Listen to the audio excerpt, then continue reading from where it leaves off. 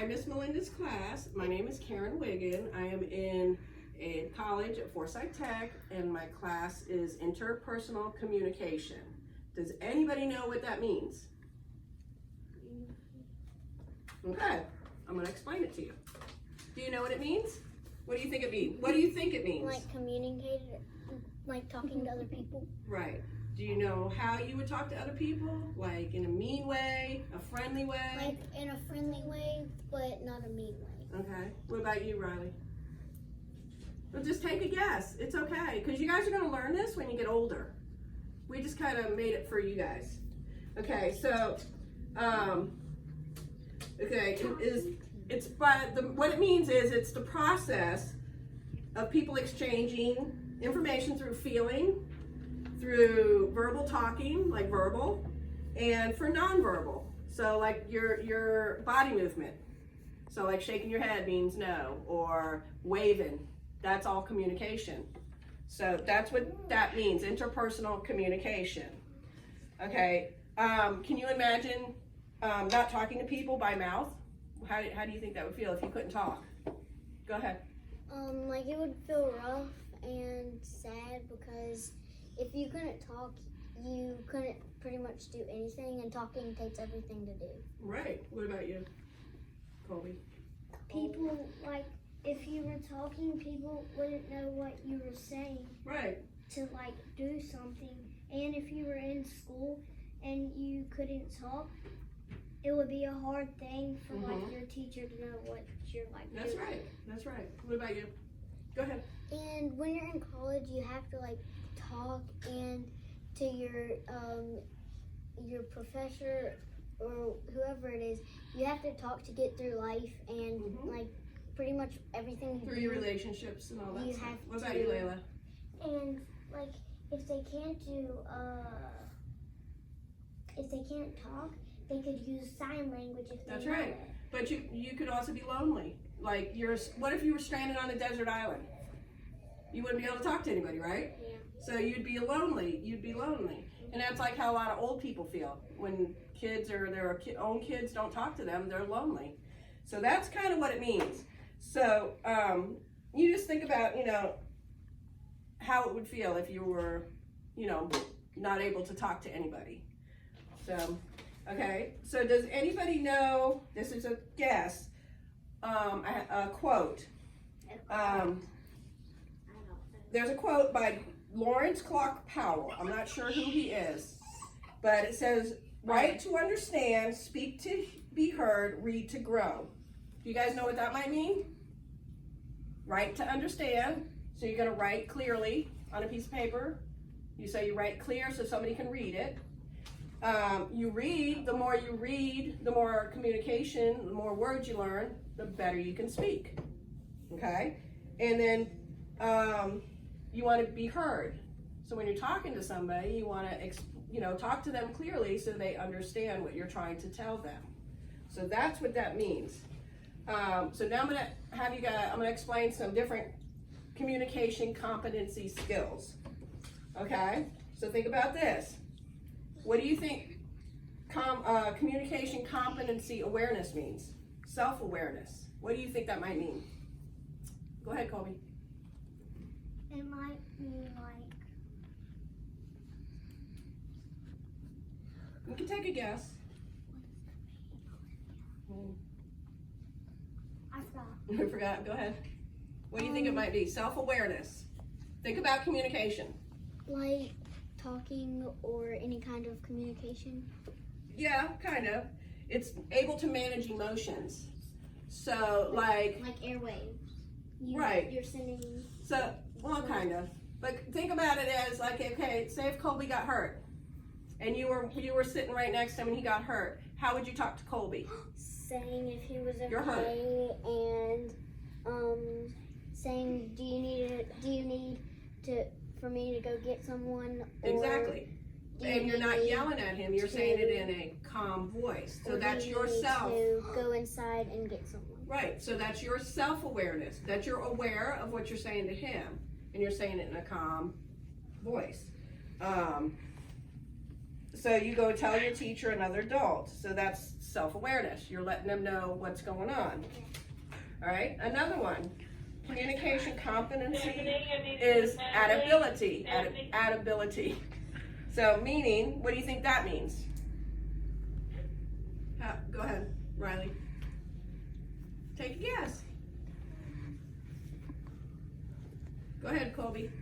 Coming back to you. Like know the people, so the people that are like listening to you, so they like know what you're like saying. Kind of. What it means is the willingness and the ability to communicate based on the situation. So in other words, now your friend is seriously hurt. They broke a leg or something. Okay? But this time you need to adjust what you're trying to say to them. So you're adapting your communication to them. So what do you think you might say if they broke their leg or something? Like how would you react, Colby? You would like say it in like a really like not like a calm like voice. You would say it in like more like a hurrying voice, like you know, hey, you okay? I'll go get some help type thing. Okay, that's adapting. What about you, Riley? Olivia? Like say it in like a serious voice, and like you don't play around, and you don't like a calming voice, yeah. like you're calming them down because you remember they broke their leg, they're freaking out, they're and getting you upset. might if you're at their house, you can always go get their parents, or Right. if you're at daycare, you can get Exactly. the So teacher. you're changing the way you're talking to them and getting them help and stuff. Go ahead, Layla. Like if no parents around, you can you can call 911. That's right. To get help.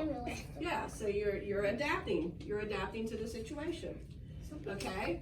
What do you think competency is? Empathy. What do you think that might mean? What do you think empathy is? Maybe that'll be easier.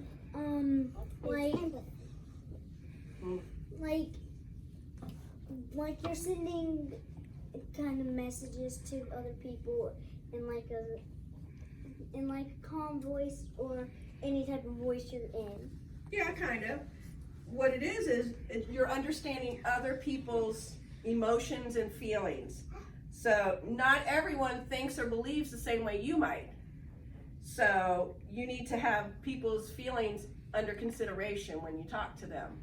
So you're not always right, they're not always right, so you got to communicate. So this time, for this empathy, your friend is still hurt really, really bad, but there's a lot of friends around. So what do you do for empathy? How do you do that? Go ahead, Riley. So if all your friends are around and your friend is on the ground really hurt, worse than a broken leg, and you have other friends around, how would you do it? Would you guys work together to get them help? Would you, We can't do everything at the same time. No, you can't, but you can work together to get them help, you know? So like one can sit there and talk calm, one can run and go get a teacher, one can I don't get this. I know, it's a little confusing, but we tried to make it to where you guys can understand. Go ahead, Layla. Like if there's no parent around, you gotta, and you don't know the 911 phone number, you can go ask another older children. Exactly, that's a good point right there. So you're working together to get your friend help, but you're also calming him down. Yes, Colby? I know what you could do. What? You could go to, like, if you had a neighbor and, like, the adult was around, you could tell them. And Exactly, so you're working together. Go ahead, Faith. If there was parents around, you could go and get one. That's right. So you're working together. One person's staying with the hurt friend, the other person is talking to them, another person went to go get help, another person maybe called 911. So that's empathy. You're helping your friend out because you know he's hurt and you know he's crying or he's screaming or something like that. So that's what that means. Now this one might be a little hard. Communication competency is cognitive. Cognitive is thinking. So what it is it's acquiring knowledge and understanding through thought, experience, and senses. So it's the ability to consider a variety of explanations to understand a given situation in multiple ways. Keeps you from jumping to the wrong conclusion and responding inappropriately. So, meaning, think before you communicate. Listen to what the person's trying to tell you, and you never judge someone. That one's really not a question. That was just what I was telling you. Okay. One more on this one. Communication competency is ethics. What do you think that might be? Go ahead, Colby. Let's try. So like when you're communicating with like people, but like Kind of. It's basically not judging someone for saying the wrong thing. So if you said something wrong, Eli can't say something back to you and tell you, no, you're not right. You're wrong. It's not judging somebody before, you actually hear the whole story. So that's what that is. So, does anybody, I'm not sure if you guys are online yet with Facebook or anything like that, are you? Not really? Okay, well, you know what it is, right? yeah. So, and you know emails, and you know text messaging. I'm sure your moms let you on their phones. So basically what it is, when you do online communication, what do you think you should do when you're typing? Go ahead, Colby. So when you text someone, people don't like know how you're like saying it. Exactly, that's perfect. Cause like they can't hear you or nothing. They can Well, not really that they can't hear you, but like this generation types like LOL and like shorter versions of stuff. In older generations, like when I was in your age school, we didn't have cell phones. Yeah, we didn't have cell phones or anything like that. So we had a typewriter. You guys don't know what a typewriter. That's how I did my homework, was on a typewriter. You have a typewriter? No, I just saw them before. Okay, well, that's what I did my homework on, is a typewriter. We had no computers, or they weren't well known yet, or you couldn't afford them. But that's what I used. So basically, when you're writing something or texting something, you want to write clearly. So that way the next person that you're sending it to can understand what you're trying to say. Because spell check don't work all the time. You want to clarify what you're trying to say. And then sometimes you use emojis. I know you guys don't know what emojis are. So you want to use if you use emojis, you got to use emoji. You can help the receiver, the person getting it, understand what you're trying to say. So if you have a heart, the person at the other end will know, okay, a heart means love. Go ahead. I'm sorry, I don't know your name. Go ahead. Gianna. Gianna. Okay. So you could also use emojis because they can't see you, like your face, Right. and they can't see how you react. Exactly. So you get a smile emoji or a sad emoji or a crying emoji. Yeah, that's what communication online is. And it's the same thing. You don't judge people when they send a message or anything like that on email or any of that. So, we're almost done, guys. The main points are effective communication and patterns are the ability to use communications and adapt to it. So the knowledge in the various contexts. Here's another quote. See if you guys know what this is. Communication, the human connection, is the key to personal and career success. So what do you think that means?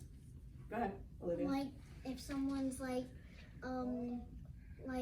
if they're got something right and you got something wrong, you could always just say good job because they're successing. If it was a spelling test or a math test, Exactly. you can just say thank you, good job. Or if you got it right and they got it wrong, you could just say you'll do better next time. That's exactly what it is. So whatever the words you utter should be chosen with care for people to hear them and be influenced by them, good or bad. Okay, thank you guys. I appreciate your input. Hopefully I get 100 points on this. And thanks for